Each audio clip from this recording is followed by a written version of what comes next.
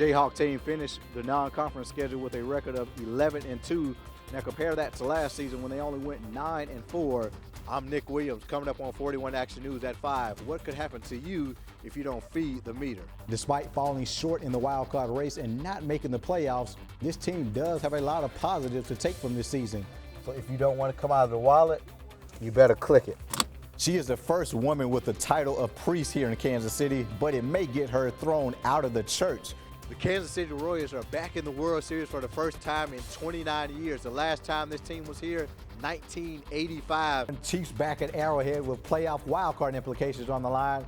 This team has dropped the last 3 games and looking to get back on the winning track. Rainy day here in Kansas City, and that sums up the team's chance of making the playoffs this season. U.S. troops helping with the Ebola epidemic in Liberia are now on their way home. There have been 12 car break-ins in this Crown Center parking lot, and police still urge people not to leave valuables in sight where people can see them, and also, most importantly, lock your car. Not everyone is a fan of the Kansas City Public School District's decision to declare a snow day today. I was disappointed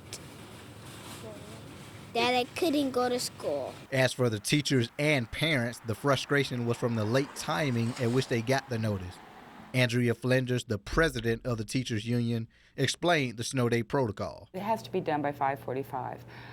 And when it gets done, it's supposed to be posted on the website, the channels are supposed to be notified, and they're supposed to get a robocall. That notification wasn't sent out until an hour later, and at that time, many teachers were already at school, and now the Teachers Union is making a push for compensation. Right now what we're doing is we're just collecting the names of all the staff members, classified and certified, that had to show up, that were at work this morning, and then we'll go to the district and say, okay, we need to work on some compensation for people that did this. Deshae Polly has a second grader at Banneker Elementary in the district, and she expressed how the late notice put her in a very tough spot. Right at 7 o'clock, I had to call into work, and they was looking at it like, well, you don't have nobody else to watch your kids, you don't have another babysitter, and I'm like, well, no, this is a last-minute thing. I reached out to the district, and they responded with a statement in part.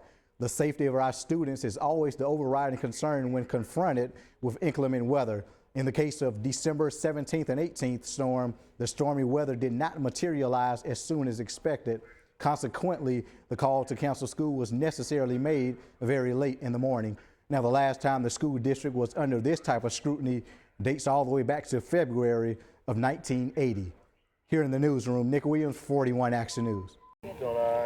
A lot of hugs, a lot of emotions seen at the cemetery today as family and friends of Angel Hooper gathered to celebrate what would have been her 7th birthday. Family, friends, and church members, and everybody's still supporting us, and we're still remembering Angel. Back on October 17th, Angel was tragically shot and killed in a drive-by shooting at the 7-Eleven on 106th and Blue Ridge Boulevard. The turnout for the celebration means a lot to the family, especially with the healing process. Everyone is, showing their support, and just all the love and support, it means a lot.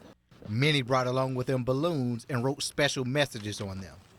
Happy birthday to you.